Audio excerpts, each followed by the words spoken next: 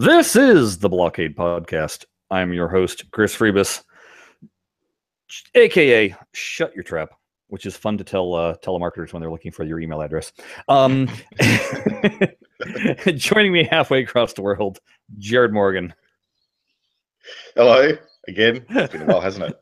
But it has been a little while. That just popped up because I was literally on the phone talking to somebody that was trying to sell me a different TV package than the one that I have, and they were like, "Oh, hey, we can email you, our quote." And I was like, "Okay." And as I'm spelling it out to them, I'm like realizing, because Shut Your Trap is part of my email, and I realized that that's kind of rude to people that don't know me. And it's kind of a hoot. So what's your email? Shut your traps. Yeah. Let's broadcast that all over. Why don't we? Huh? So it's been a little while. I was up in I was last weekend on our podcast. That wasn't. I was flying home from Portland again, so that's why we didn't have a session. But things did happen while up in Portland. Oh, okay. Yes, so I'm gonna start with non-pinball and merge into pinball. Okay. I got flown up there, and when I arrived and went to the hotel, my room was not available yet. Okay. Going to be available for about 4 hours. Oh, okay.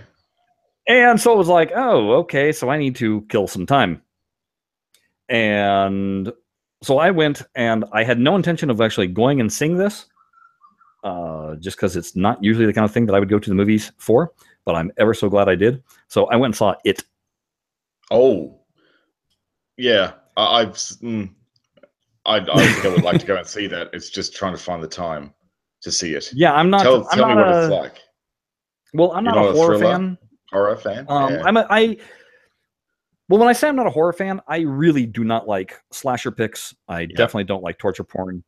You like sort of thriller / horror more than straight out horror. Yeah, right? More than that, more cerebral or whatever. But just jump scares don't do anything for me. I don't get a thrill out of that. And I also find that the majority of time when people say, "Oh, but it was a really good horror movie," it means it was just kind of a mediocre movie in general. Horror movie, yeah. Because those people really like horror movies, and therefore they will go over the top for it. Yeah. Right. If it's actually a somewhat decent movie, they'll think it's the best movie in the world. Whereas oftentimes, to me, that means it's just a watchable movie as opposed to a piece of crap. So anyway, so I went in, I'd seen the trailer, and that's about it. I've never read the book. I never saw the miniseries, the original miniseries with Tim Curry. I never intended to because I really don't care for Tim Curry at all. There's just something about him that I don't know. Whenever he's the guy, it's always in all the Disney movies, and was in Congo, right? He was. Yeah, he was in Congo, and he's always kind of usually a slimy bad guy of some sort. Yeah. But the problem I is know the guy you're talking about. The problem is when I see him, I go, "Oh, there's Tim Curry." Like I don't. He doesn't blend into a character for me. It's just there's Tim Curry again. The only time that he successfully fooled me was there's man, it's way old. Ridley Scott movie by the name of Legend that starred a very young Tom Cruise. And it's a fantasy film, and it's quite good, but it's slow, and especially in the era of Lord of the Rings, it's way slow and not action-packed, like a fairy tale almost. Right. And but anyway, Tim Curry played the Lord of Darkness in that, and it's one of the most. No, but it is one of the most spectacular costumes and makeup jobs. Oh, really? It is absolutely incredible. He's all red and huge, and he's got cloven hooves, and he's got these massive horns coming out of his head, and he's very ominous. And it's totally practical effects. It's not digital. Totally. Well, yeah, because this is a movie from like 82, 83, somewhere in that vicinity. Yeah. But anyway, that's about the only time that I've enjoyed him. So I go to the movie, just kind of like an open book of, whatever. And real quickly, it gave me the vibe of Stranger Things which is that show on Netflix that is phenomenal. Okay. And it also has, again, going back into the Wayback Machine, there's a movie called Stand By Me, which was also a Stephen King short story with River Phoenix and guy, I'm slipping my mind of who else is in it, but it's a bunch of young kids. Anyway, it was also a really good coming of age kind of story. It wasn't a horror movie at all, but it has that vibe going for it. A very 80s. I mean, it's set in 1989, I believe, 87, 89, somewhere around there. Okay. But the kind of horror that it is, like I said, it reminded me exceedingly amount of Stranger Things.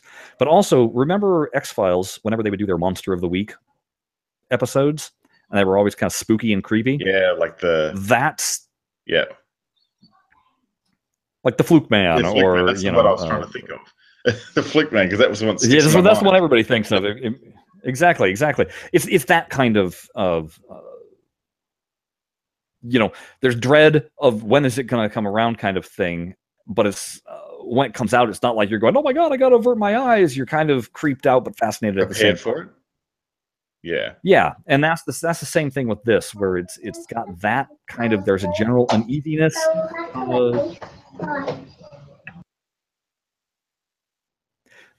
There's a general uneasiness that you're going to have while watching it, but it's not like you're going to be, shielding your eyes, and you're not going to be going, oh God, the blood, except for one scene where it's like, oh my God, the blood. But yeah, exactly. So the fascinating thing was, after I got on watching it, I could not stop thinking about Stranger Things, because it literally was clearly Stranger Things was influenced by the book. And clearly this movie is influenced by Stranger Things, to the point that even one of the cast members of Stranger Things is in the movie. And so it becomes this kind of, what do they call it? A Cerberus? It's the snake eating its own tail. What is that? Yeah. I don't know. And that's what that's what it reminds me of, though, where you suddenly go, well, where does one begin and where's the other end? I don't know. And so I rewatched all Stranger Things, and I've been thinking about it all week. The movie. So it really stuck with me, and it'll probably go down as one of my favorites for the year when I make that list. It's going to be very interesting to hear what one of my colleagues at work thinks about it, because she is not a horror fan at all, but she was roped into going to see it. So I'm going to be asking her. I'm going to be asking her on Monday how she thought of that. To see if it's something that would be worthwhile. What I'm really, I think I probably like hire that. I'll have to hire it myself when Kim's not here, and add it to my wish list, because she will refuse flat out to watch it. But I will probably watch it at one point. But the thing I think I'm going to have to somehow, even if I need to take a day off to do it, is to go and see Blade Runner in the cinemas. Oh, Yeah, right.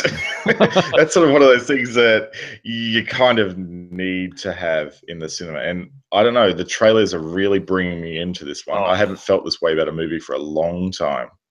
You got to understand, Blade Runner is one of my all-time favorite movies. Not just necessarily watching it, but I was fascinated with the making of it. And there used to be books have been written about it, of all the different variations, and this is one of those movies that was very troubled production, where the financiers were trying to shut the movie down and take it away from Ridley. And and that went all through the editing process, because look, you've got Harrison Ford, who at that point was only known as Han Solo, and then all of a sudden Lost Ark comes out, and it's like, oh my God, right? And then Empire Strikes Back comes out, and so that's what everybody's got in their minds for Harrison. And all of a sudden, here comes Blade Runner, and they tried to sell it as an action sci-fi movie, which is completely not what it is. And so that's why it tanked to the box office, and it got a really bad critical reception. But it's one of those movies that is stuck around so well, and you watch it today, and it is flawless. It has not aged at all. And no, so it's because of the, what would you call it? I guess the scenery and stuff that it's set in.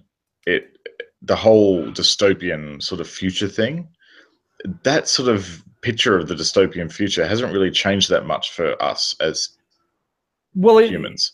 Like, we think that this is how it's going to be anyhow.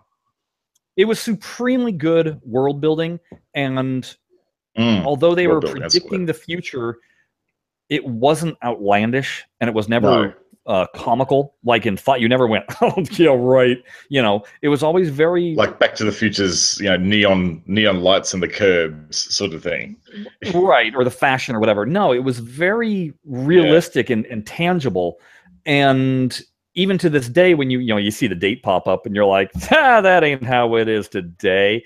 But you kind of instead view it as, well, this is an alternative of where things could have gone, and so I used to read all the books about all the different variations of the edits and cuts that were made, and then they came out when I was in college. They came out with what they called the work print cut, and so me and my friends went to the movie theater to go see that, and it was a very rough thing. They'd found old footage and reinserted it in, and then of course a few years back they came out with the ultimate release on home video, and it had all 5 versions of the movies. Yeah, there's 5 different versions of this movie available. Yeah, so it's literally one of those movies that I hold in massively high esteem. And actually, whenever a film geek tries to tell me that Citizen Kane is the greatest movie ever made, I laugh in their face, and then they always do the inevitable, "Oh, well, what would you say?" And I throw Blade Runner at them, and I go, "Go ahead," because point out with Citizen Kane, which is, it invented the language of cinema, and it was so far ahead of its time in terms of how it did this and this, and it influenced movies for years to come afterwards. And it did, not Citizen Kane is not an effects movie, but it had special effects in it that were unheard of at that day and age. And I just point to Blade Runner and I'm like, yeah, does it all. It pretty much redefined science fiction after it came out, and to this day, that's still how a lot of the future worlds look, is a la Blade Runner. And the effects work, you watch it today, and it was all models and practical effects. They hold up phenomenally, as way better than CG holds up. So yeah, like I said, this is a movie that I hold way high on a pedestal. So then when I heard about them doing the movie, I was like, oh God, no. And then I heard who the director was, and this is the guy that did The Arrival and The Prisoner and Sicario. And that kind of was like, okay, he's at least a quality guy. And then I find out it's his favorite movie. Yeah. So he's not going to botch it. Right, you hope he's not going to botch it. And then word goes around that everybody was saying it's the best script they've ever read. And then you realize that Ridley is, although he's not directing it, he's definitely got his fingers all over it, making sure that it looks a certain way. Yeah. And then that trailer came out, and I just went, "Oh my God, that's it." And even though they didn't hire Vangelis to do the score, it still has that same kind of music, which is, you got to understand, it's a movie that is a combination of the visuals, the sound, the effects, the score. That's what creates this world. And if any one of those components was missing, I think I would feel false about it. But the trailer, I was like, no, that's it. That's it. Sign me up. I'm there. This is an extension. This is an extension to the universe. Yeah, it's going to be interesting, and it's going to be one you want to see in 3D. Absolutely in 3D. Is it going to be in 3D? Is it available in 3D? I don't think it is. It's not? Do you mean, is it something like this with so much potential to be 3D and have depth of field and all that sort of stuff? They're not going to do it in 3D. Let's do a quick Google search here. Google a search. I can't believe they're not going to do it in 3D. In 3D. There is an interesting thing going on right now. With the movie industry about 3D. The movie industry, and I'm noticing it because, so I really wanted to go see T2 3D when it got released. I didn't get a chance, but then I was like, I'll buy it on home video. It's not available in 3D in North America. It's available everywhere else, not in North America. They're pushing the 4K discs really hard, and I think the way they're doing it is by denying 3D. Oh. Really? What would be their end game with that? Why would they to drive people back into cinemas again for that exclusivity sort of thing. I honestly don't know what their reasoning for it is. Or you could go and import it from any other region and play it in 3D. Well, I mean, the thing, I'm gonna have to find region-free discs for. Yeah. Well, I'm seeing some things mentioning 3D, but I don't know. They're all very old news articles. I don't think it's going to be a 3D movie. You've actually cut the 3D. Well, it wasn't shot. It wasn't shot natively in 3D. Okay. So they would have to do a conversion. I mean, that's what everybody's doing is conversions now. Oh, right. Okay. Unless it's something like an animated movie, which can actually bake 3D in just through the process of doing it. Yes. Yeah. Yeah. Well, that is interesting. Either way, I think I need to go and see it in a very big cinema, like an IMAX style cinema. I was going to say I might actually pay money to go for an IMAX on that one. Mm-hmm. Yeah. Is it getting a worldwide release or just a? It is worldwide, isn't it? Well, it's releasing here in the States on October 6th. So I don't know. I think we're about the same date. I think it's actually going worldwide with this one, which really they should be doing anyhow. They should be going worldwide every single time with a movie, because otherwise people will just pirate it. Yeah. And they should learn. Anyhow, so boy, we go off on tangent there, but here we go. I might promote this to the end of the show, actually, because we kind of went down the rabbit hole of movies, which is fine. But I think I'm going to dump this at the end of the show. Yeah, no, don't dump it at the end of the show. This is an opening moment. Come on, we always do openings. Save the pinball for last. Make the people wade through the stuff. I'm putting my foot down, Jared. It's because here's the whole point. Right. After the movie, I still had time. I still had more time to kill before going back to the hotel. Right. So I walked over to ground control, which you remember I visited my first trip to Portland. Yes, it was awesome. And so I was like, yeah, right, I'll go plunk $5 in some machines. I walked in, and what do I see? They've got Star Wars. Oh, unfortunately, they had the Pro model. Bleh. They also had dialed in, which they didn't have the previous time. So I was like, hooray! All right. So let's do this. Right. Well, so first I went and I played Star Wars. And my impression is it's a very generic table. Like, you really have to. I mean, not that nobody doesn't know the source material, but you got to know the source material. You better have the audio turned up, because there's a lot of audio cues, just music and vocalize and stuff like that. I found it kind of interesting. You're selecting your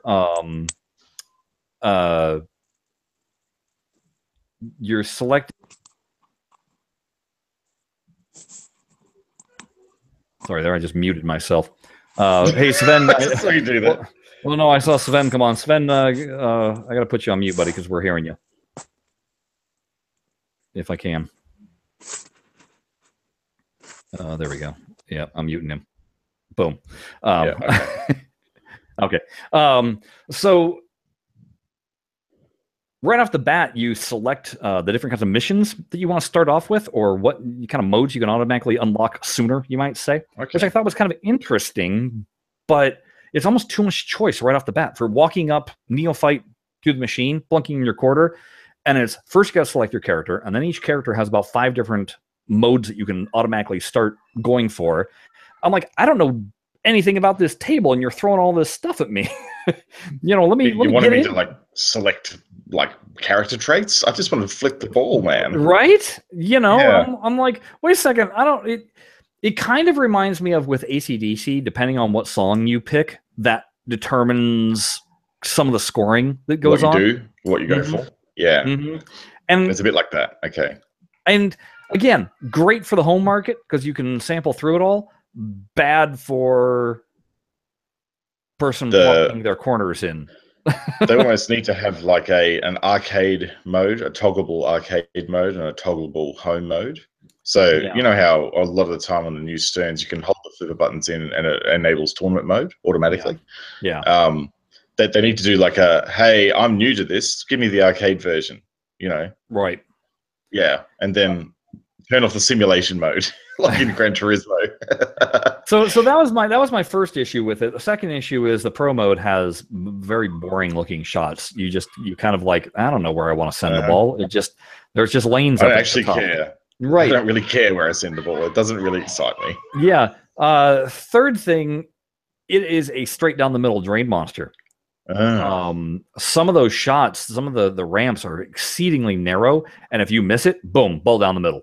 All right. Some of the ball ejects straight down the middle, unless you have your flipper up just enough, and it's like literally brushing against the tip of your flipper kind of moment. Right. So it's kind of punishing. And yeah, I didn't get very far. I put $2 in so that I could play 3 games in a row. I think I matched on one of those games, so I got about 4 games total in, and it just didn't grab me. I couldn't figure out what I wanted to do, where I wanted to go, what I wanted the ball to do. I just felt like I was flailing. And it was meh. Yeah, that was kind of meh. So then I went over to Dialed In, and again plunked in the $2 so I could get my 3 plays, my bonus credits, and unfortunately I didn't have my headphones with me, so I didn't get the audio experience, which was a bummer because I literally could not hear it with all the other noise. Yeah. But I got a feel for the game this time around. I was able to figure out where shots were going, what kind of combos it wanted, how to lock balls and start multi-ball. So that was good. And I had a couple of good runs on that table. I wound up getting 2 or 3 replays out of it. 2 of them definitely. I think I got a match a third time, but the replays were I got onto the high score for the day board. Oh, good. So I wound up scoring the first game, I think around 350,000, and the next game in the 400,000s, which, again, think of Jersey Jack scoring, and that's not too shabby. That's a big score. That's a pretty big score. Yeah, exactly. Yeah. But I really like that table. It's a lot of fun. It's if you see it, definitely go plunk your quarters in. It's a good one. I want to. I don't know if it's come down here yet, though. Don't know if everyone's got it. Right. Well, I know that it's starting they're starting to deliver it like crazy. I see those updates of, they show the Jersey Jack factory, and they've got lines and lines and lines of them. Yeah. Right. It's cool. Right. It's cool to see them pumping them out. Yeah. So anyway, by the time I got done with that, then my hotel room was ready, and I was able to go back in. So that was the Portland experience this time. That's good. That sounds real good. Yeah. So not a lot of pinball, but enough. Some pinball. Some pinball. I think I wound up playing also a game on Indiana Jones Pinball Adventure, and also a game on Twilight Zone. But it reaffirmed my thoughts about that location, ground control, not as well maintained as Quarter World was. Yep. Not new rubbers. Playfields were kind of dingy. Even Dialed In wasn't sparkly. And you're like, it's a brand new machine. Why isn't it sparkly? Yeah, you should clean that thing every day. It's going to be getting to use. Yeah. So that was my only issue. Just not the greatest place, but at least they had a lot of machines. So fair enough. Well, look, that's good. You got a bit of a game in. That's a good thing. I guess we should probably move on to digital pennies now. Okay, let's start off with. Let's go ahead and talk about Zen. Okay. Because the trailer for Back to the Zen Future has done. Yeah, Back to the Future. It's we've finally seen we've seen Jaws, and we've seen a bit of that. But now the final game in the Universal series has been revealed, and it looks okay. I think it'll look really good on Steam, and all those platforms with decent graphics cards. There's lots of playfield fun things happening on that game. Like the DeLorean's pretty much everywhere on the playfield, flying in and around it. Which kind of did. So that's pretty cool. We were talking about how Plants vs Zombies wasn't getting ported in. There was a vehicle in Plants vs Zombies that would drive around the playfield and park in lanes, and you'd have to hit it to move it. And again, I went, "Hey, that's what we're doing with the DeLorean." They just reskinned it. They just reskinned it, yeah. But not really. I'm sure it's a lot more than that. But they have 2 spinners on the table, and I kind of liked them. Just their choice. One was, I believe, a quarter, looked like a coin of some sort. Oh yeah. And then the other is the license plate. This is Out of Time. Oh yeah, that falls off of the car and spins in that final scene. Right, and so I thought that's a good thoughtful use for a spinner. I like that. Yeah, that's cool. That's very cool.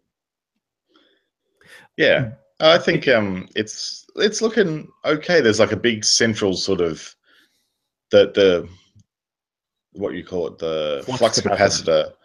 Yeah, it looks very central to the game, and it actually reminds me a little bit, if you've ever played the Data East Star Wars, how everything on that game goes through this center part of the upper ramp system.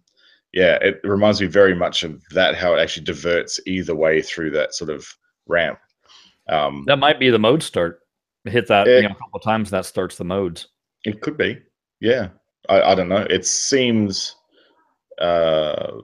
integral enough to the game that it will be probably used a lot or have some sort of thing. I don't think it'll just be there for decoration. So right, that'll be interesting. And they've got the classic Zen, the now standard cardboard cutout targets. Yes, with Cowboys and Indians appearance. Yeah. Well, yeah.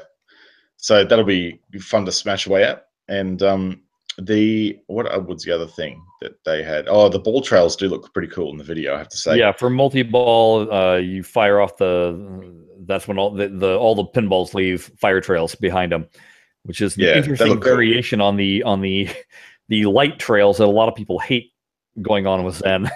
Yeah, I think you probably want to have them on for this game because that looks pretty cool. Well, I would guess you can't turn that particular effect off. No, I'd hope not, because that's sort of like it's integral.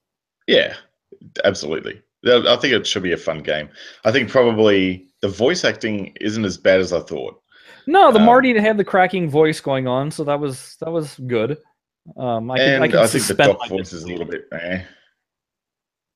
Yeah, the Doc voice. Oh, it's Christopher Lloyd, I don't think would have said, "Hey, yeah, I'd love to do a pinball."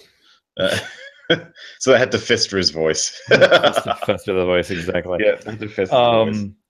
That being said, certainly, I think I was going to say the Michael J. Fox voice that they got in the Back to the Future Zen version is nowhere near as bad as the one they have in the Data East Back to the Future table. That was absolutely terrible. Right. This also appears to be, and Zen kind of does this with their table pack releases. This would be the most realistic pinball table of the batch, I think. Yes, I think so too. I mean, obviously, Jaws has all sorts of crazy things going on with tilting playfields and stuff, and E.T. has all sorts of floating planets and things going on in the playfield, and this looks more just pinball. Yeah, you could almost make this one, barring all the visual effects from the car zooming around the playfield, but and the flaming ball trails. That would be a little bit hard to do in real life, but I mean, it would be cool. The layout of the table and if you just wanted to create that table in real life, I reckon you could do it. I reckon it would map pretty well. Could you imagine if they put flint on the play field and as the ball rubs over, it creates a spark and then a little, I don't know, it'd be interesting. I always said what they really need to do is figure out how to put fog inside of a play field. Yeah, so the lights could actually shine through it. Yeah, that would be pretty cool. Wouldn't that be awesome?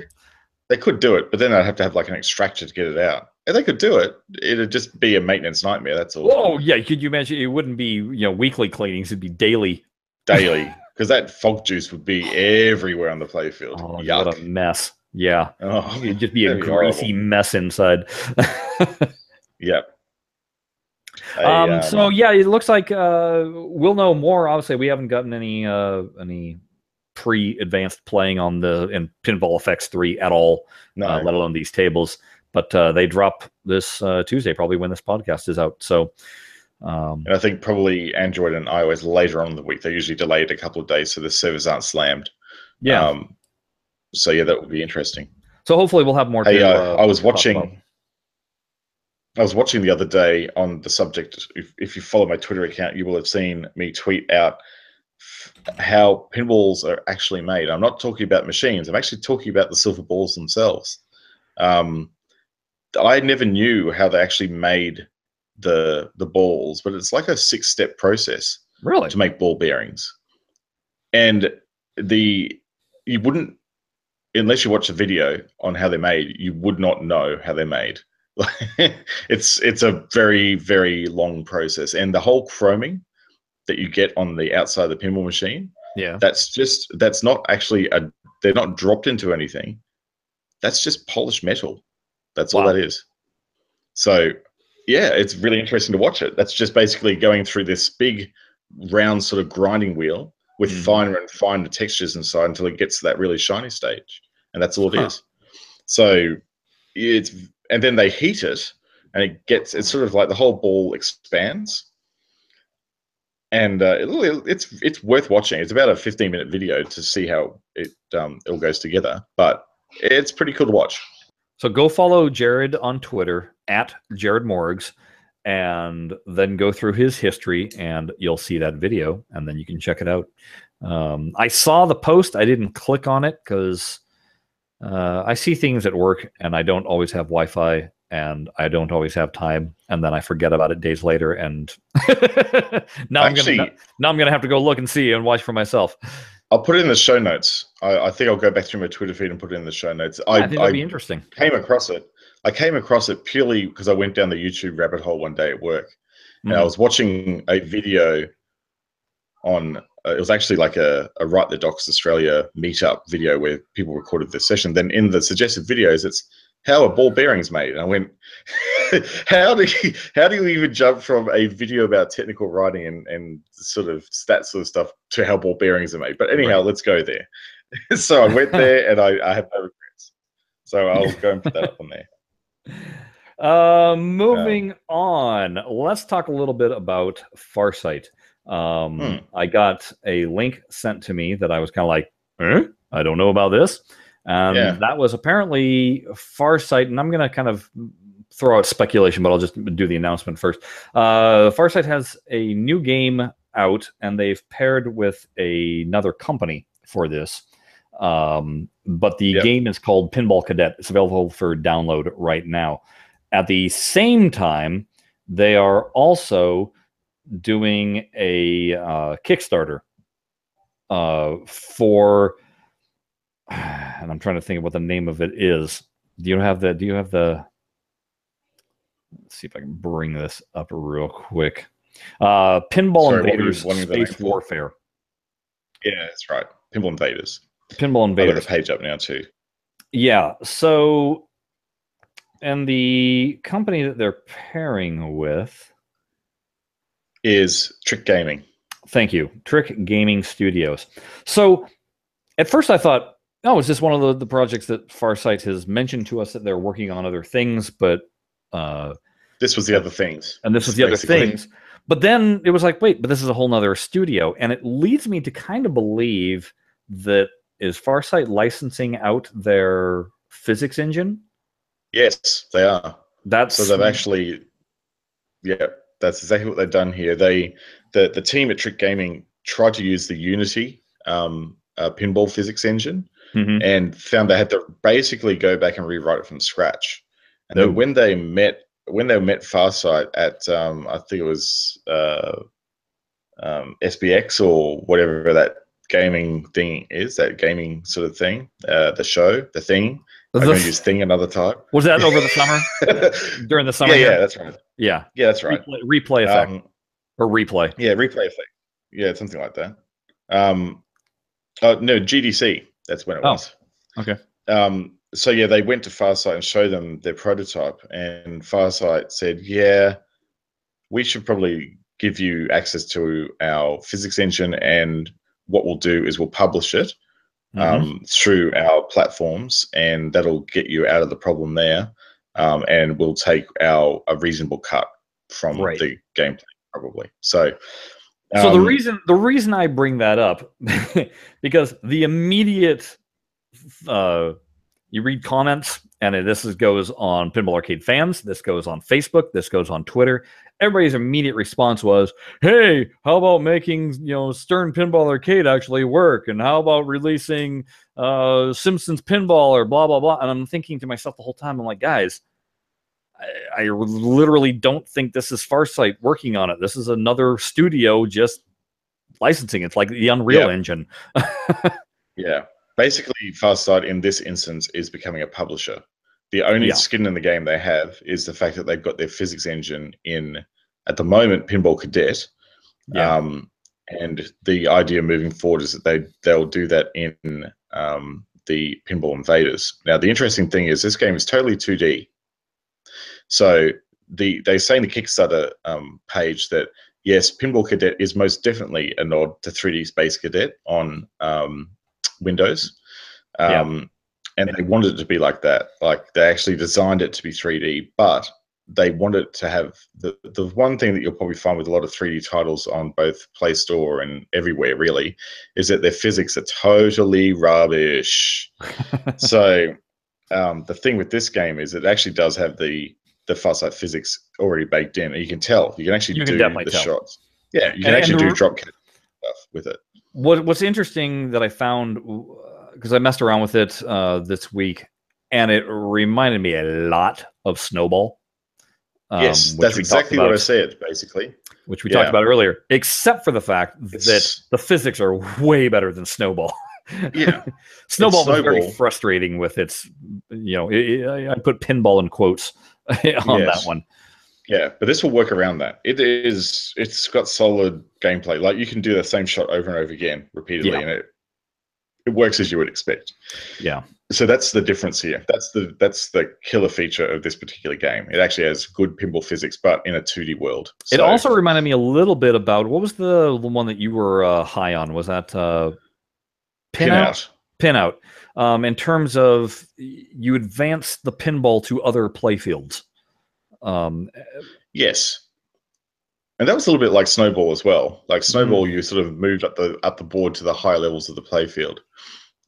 Whereas this one, I think Pinout is more linear in its style. Like, it's a continuous linear playfield. Yes, the object is never to fall backwards. That's right. Yeah, to always move forward. And this is a bit different to that. When you start the game, because I installed it on Android, when you start the game, you get this big top-down overview of the ship that's basically the playfield. And it's all different regions of the ship that you're playing through. And as you progress through them, of course, the view follows the ball in classic 2D scrolling style. So you get to explore the ship in that way. So I think what they're doing with the game they're trying to kickstart here is they actually have it more like discrete levels. So I'm seeing screenshots in here. They have chapters, basically. And each chapter has 15 levels within each. And they will actually have boss battles in this game as well. So the idea will be it's a little bit, the interface at the moment that I'm seeing is almost a little bit like Candy Crush Saga, where you go through each different level, and each level is in itself a mini playfield sort of thing. Okay. So, and the idea is you go through and collect power-ups, and you can power up your ball, and that will actually help you defeat the enemies that are at the end of the stage and that sort of thing. So would you say that Pinball Cadet would then be essentially what one level would be? You might say. Yeah, that's pretty much what they've said in the thing here. I'll see if I can. Because Pinball Cadet, if you play it, you mess around with it for 5 minutes and you're like, okay, but then once you clear all the, there's little, call it coins or stars around that you're collecting. Once you've collected all of them, it kind of is like, okay, now what? Well, yeah, I found the bit of text that I'm looking for.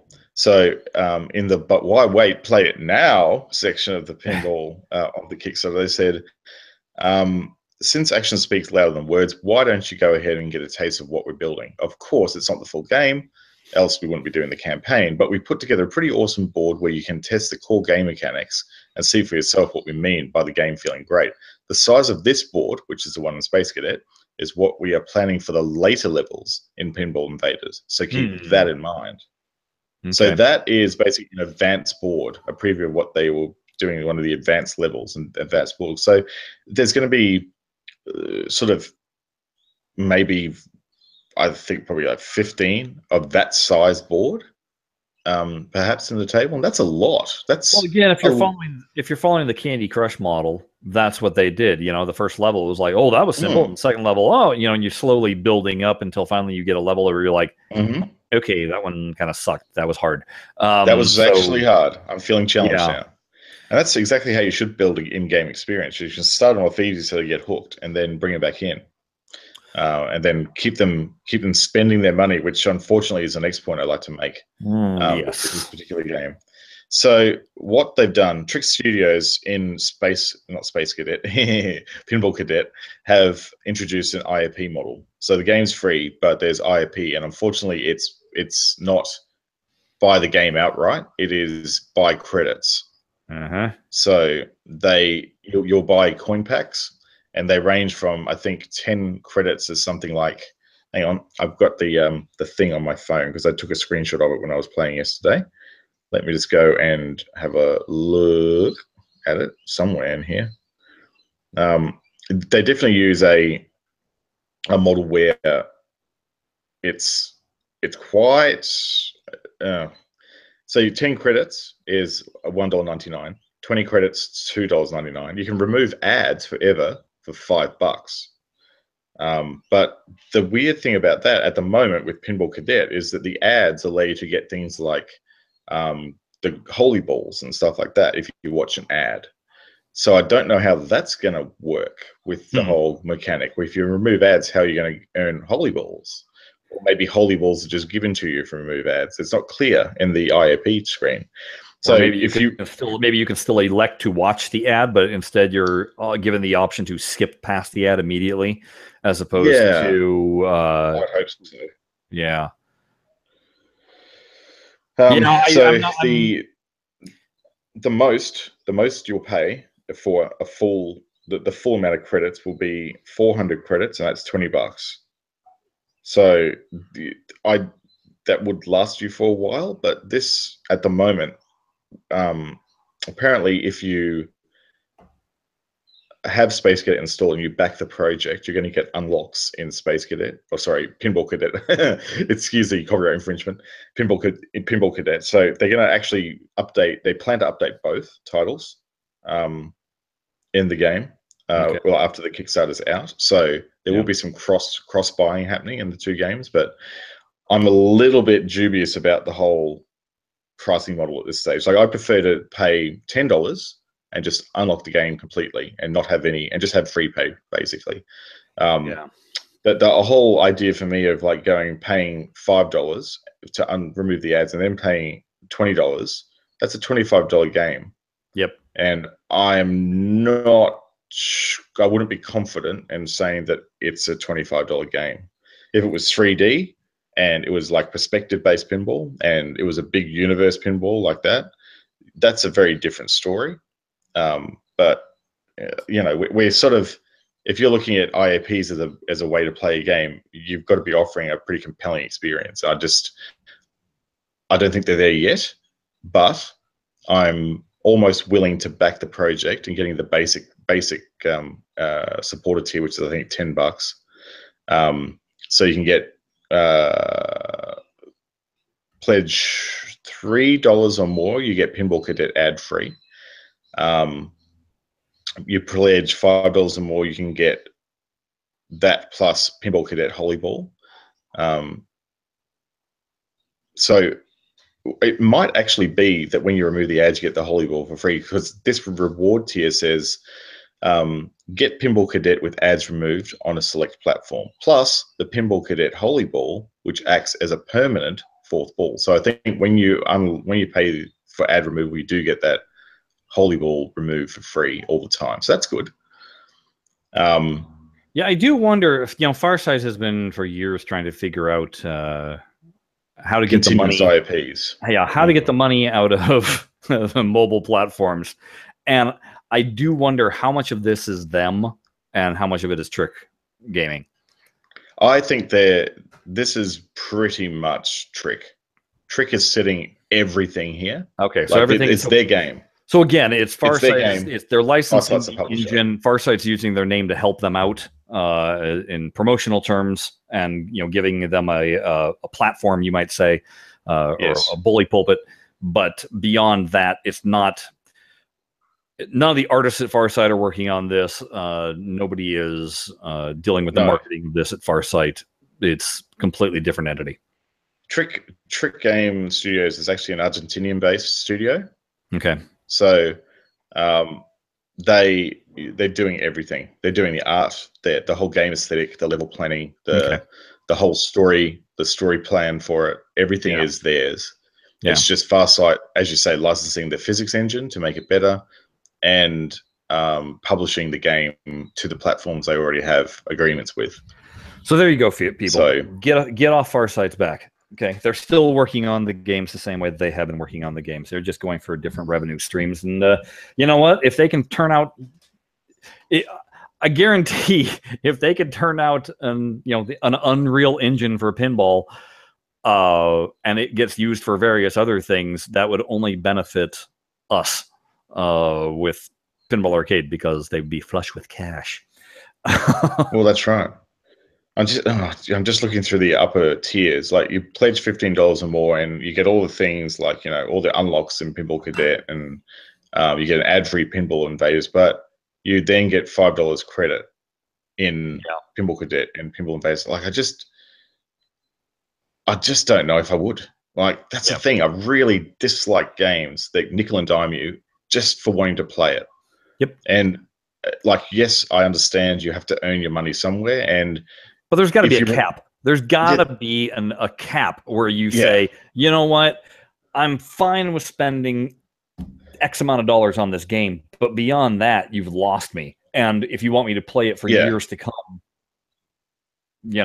Yeah, like, if you're planning on like extending this and doing more things with the game and building your brand as a studio, like, really, you've got to put a ceiling on it. Like, it really is getting to the point of ridiculousness when, if you really enjoy the game, you're actually punishing players, because to keep enjoying the game, you've got to keep on like buying IEP. Yeah, I was playing Candy Crush, and then it got to the point where I stopped playing because I would hit the energy bar. It was like, okay, I've tried this level 3 times, and now I have to wait 7 hours before I can play it again. Or I can pay money. Well, I got news for you. I'm not paying money. So now you've got me not playing your game for 7 hours, which means I'm not hooked. Yeah. And once I'm no longer hooked on your game, it's really easy for me to delete it. And now I'm never playing it again. So that's that's why I've been. Yeah, my son got me playing Clash Royale, and they're very savvy with how they do this. They make it very easy for you to not pay any money at all. They also make it painfully slow to earn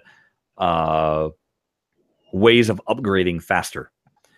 And you reach a certain level where you realize that other people are dumping money, and it kind of frustrates you, because you're like, oh my God, I really love to get past this, but at the current rate of earning, it's going to take me a month and a half.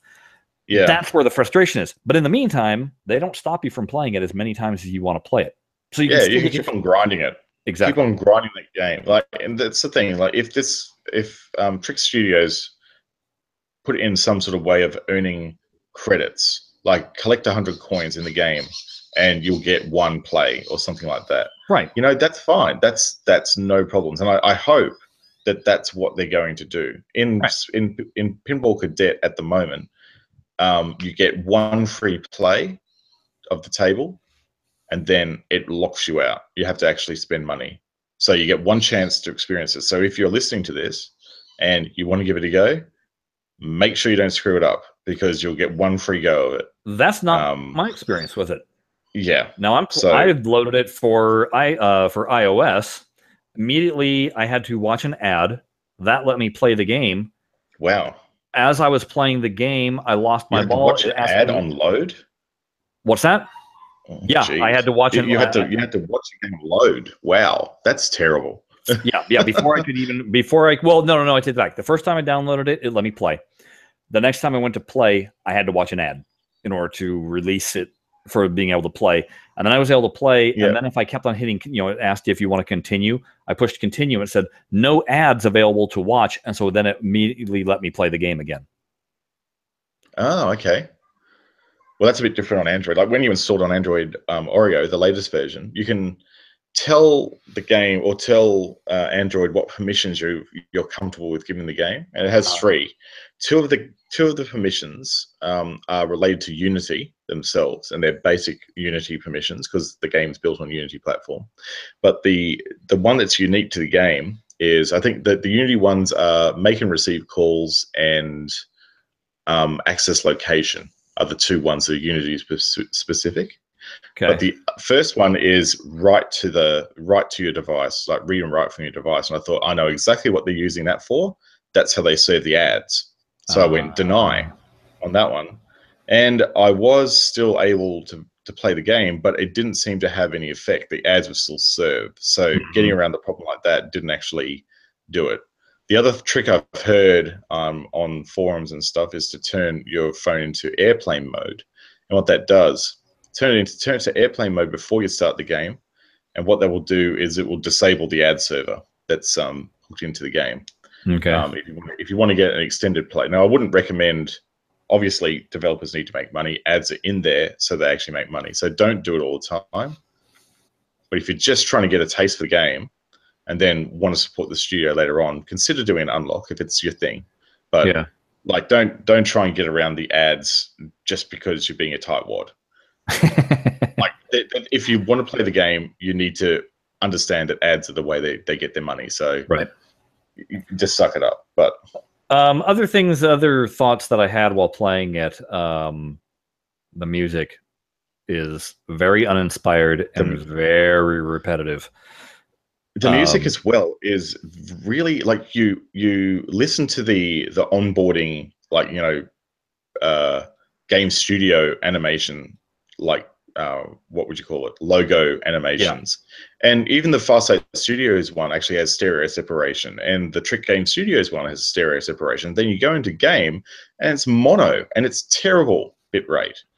And it just sounds horrible. You think they could have included some stereo mix? This is the difference between me and Jared. I immediately go for the artistic aspect of the music. Jared immediately goes for the technical aspect of the music. Like, I wouldn't be so worried. Like, it's 2D. You can sort of like pass off some of that stuff with retro sounds, right? But if it's mono as well, it just sounds mono and poor bitrate, even worse. Like, I can't even. I'm just saying, it's literally, to me, a 20-second loop of synthesizer music. Now, they're saying that they're trying to go for an 80s style theme or whatever. Then put in some 80s style 8-bit music. I don't know. But even classic 80s arcade games had more music going on, it seems, than this. It's just generic, boring synth music. Yeah, at the moment in Space Kid, I have to probably agree. It's and then a little bit boring. And then the noises, table noises, you might say, the game kind of has it's very youth oriented, is what I would say. Even the load screen is very kind of, what is this, a kids game? Just with these little space aliens hanging from your. Yeah, and little robot, like a sort of like a cutesy robot and stuff like that. It sort of does feel a little bit sort of aimed at under 10s. Yeah, which is so unfortunate. I hope they work around that. I don't know. Maybe that's what they're going for. Then maybe they're going for the younger market, I guess. And then once again, I went, really, another space theme. I don't know. Yeah. It's not very inspired to me. My initial thought was, but you know what? It's better than Orville's. Well, yeah, it is. And honestly, it's better than most 2D games in the Play Store at the moment. I played far too many of them. Yeah. When I was doing Pinball on Google Play, and I can guarantee you that this, even with the IAP, this is better than all of them. Yeah, and I certainly think it's better than Snowball, which we messed around with. Like I said, yeah, I think it probably 6 months is. ago or so. Yeah, I think it's probably a little bit better than Snowball, just because it's got a bit more. The flipper feel is better. That's the only difference, I think. So, like I said, yay for Farsight. Yeah, it's worth checking out. Yay for Farsight licensing their physics. Please, people, don't get mad at Farsight because it's actually not their baby. It's not taking away their assets, time wise or people wise, and yeah. So there's that. Yeah. What else? What else? You were going to mention something. You mentioned it earlier regarding Fathom, which is going to be that's the next table on Pinball Arcade. Yeah, it should be coming out in, I think, probably a couple of weeks. I think they might do a week of testing on it, certainly on Android. I don't know. I'm not sure about that, though. It's coming along pretty well. And the first thing, I've never played this game in real life at all before. And the first thing that I noticed when I started playing it is like, wow, this is like reverse 8-ball deluxe. Like, the drop targets are on the left-hand side, the big bank of drop targets on the left, and then it's got the flip on the right, but the shot is almost the same. Maybe a little bit flatter. The only difference is that it's got a lot of stage drop targets, and that's kind of cool. I like the stage drop targets in the game. And it is a narrow body, as we worked out last time we spoke. Yeah. It's not a wide body. And it plays pretty well. It'll give you a 3-ball multi-ball. It's got the squawk and talk sound system that 8-ball deluxe has in it, and Centaur. Well, see, if it's got multi-ball, that's something that 8-ball deluxe does not have. So that's true. Yeah, so it does. You can lock up to 2 balls, and then you have to complete the drop targets to release them. It seems to be quite fun. I can see why people wanted this in the game. I think it'll be a fun game to play a bit more. Wait for it for release. It should be fun. Good to hear too. Anything else pinball related that we can think of? There may be, but I'll talk about that next show. Okay. After I actually confirm if it's going to happen or not. All right. Yeah. Intriguing. Yeah. That's Jared dangling a carrot. Yes. Yes. So, yeah, I don't have anything else. Okay, well, beyond that, I'd like to say that I'm glad we're able to do a podcast that we haven't devolved into nuclear war yet. Yes, yeah, this is a good thing. And I think I need to go because I need to go to the Costco wedding that's happening at a Costco in. I think it's actually not in Brisbane, but it's actually in New South Wales. I think one of the Costco's. Somebody is getting married in Costco. Shouldn't it be a whole lot of somebody? So they're getting married in both. It should be a pallet of somebody's. And you need to buy at least 24. Buy 24 marriages, and you'll be saving money. That's right. It's kind of bizarre. Instead of throwing rice as the after they walk down the aisle, and that'll be aisle 13, you'll be throwing almond rockers at them from a big, massive bag, and then the groomsmen will be one of those giant teddies, right? And you'll also have a procession of Dyson vacuum cleaners that you can just get off the shelf. And plus, there's no need for registry. You just give them a gift card, and they don't even have to. They can just go shopping. Absolutely, and load up right there, and that and let's be your house squares and your food. The catering's all taken care of in the food court. You've got pizza and hot dogs and soft drink and tents are available. Yeah, exactly. This is like it's a perfect place to have a wedding. Really, genius. Yeah, absolutely. Wow. So, apparently, this isn't the first one. That's funny. I've never heard done either. Wow. Costco weddings, man. It's the new budget way of doing a wedding. Nuts, right? That is fairly nuts indeed. I kind of like it. Yeah. All right. Well, folks, we're going to let it drop there, and hopefully Jared did not push. I'm just going to say it so that you would have to edit it out otherwise, but that the movie talk stayed at the front and the pinball talk stayed in the back. Yeah. The Jared reverse mullet. Yeah, Jared sometimes does not trust you, the audience. He thinks that you need your pinball fix immediately, and I say you need to make him wade through the BS that I like to talk about first. It's okay. The timestamps will work around that. If people don't want to do it, just go to the website, folks, BlahCadePinball.com, and look for the timestamps where I'll be noting it as bloody blah stuff that is a pinball, and then it'll be like the first topic of pinball. So it'll be fine.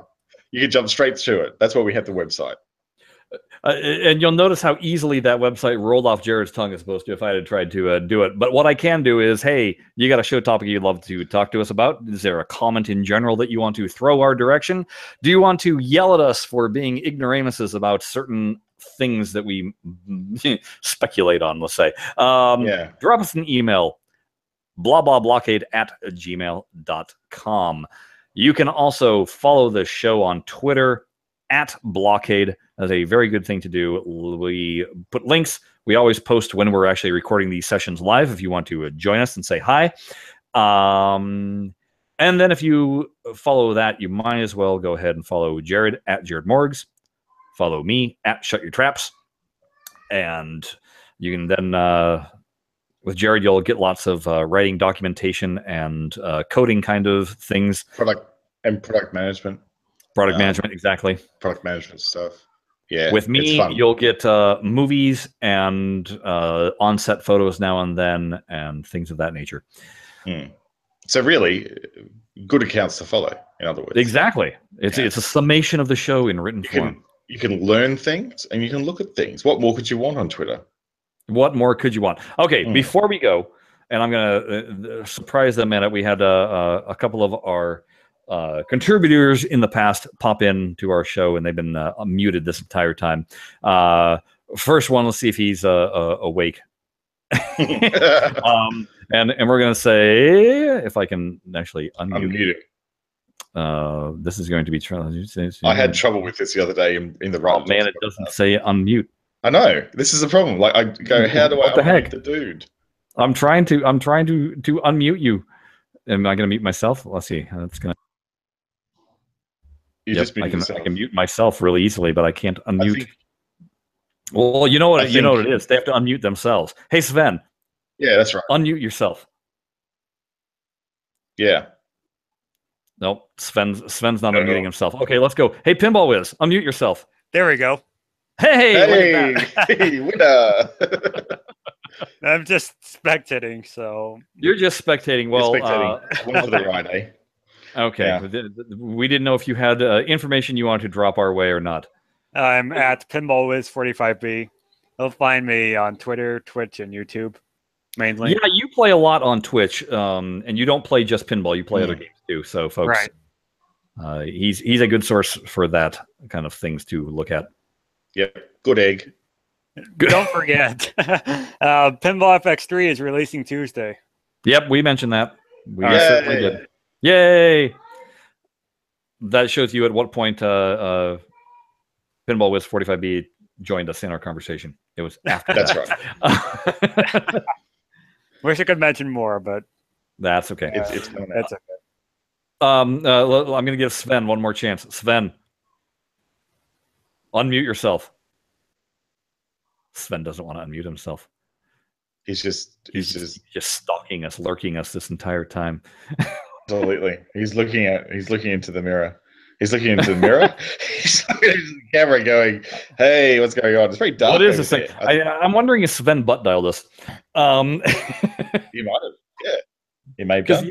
You got to understand, he's in Germany, and our recording time would put him at probably about, I don't know, ridiculous o'clock in the morning. 3 in the morning or something like that. Is something stupid. Yeah. So you must be suffering from insomnia to want to actually try and watch us at this point. So please go and go and have a nice drink and go to sleep. Yeah, maybe we put him to sleep in general. I don't know. Yeah, maybe. Okay, we should probably wrap it up. Okay, we're wrapping up. That's it for us, folks. Again, thanks for listening, and we'll be back next week. Again, like I said, hopefully all have gotten a chance to play with Pinball FX3. I'm very much looking forward to it. So, until next time, later. Bye-bye.